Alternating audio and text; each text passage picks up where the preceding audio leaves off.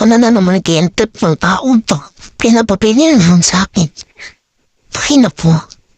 Hindi naman tayo. Alam ko naman paniliguan mo ako. Kanina pa ako tumitingala eh. Kanina pa ako naghihintay na maliligo ako. Wala ba piliin? Bala ko dyan, kita papansinin. Kahit anong pilit na kita papansinin, bala ko dyan. Patay na siya. Pagkatapos naman ko na kay Kuya Hida sa akin naman. Po naman yan eh. Naman siya pa na ako naman pagkaterpan mo.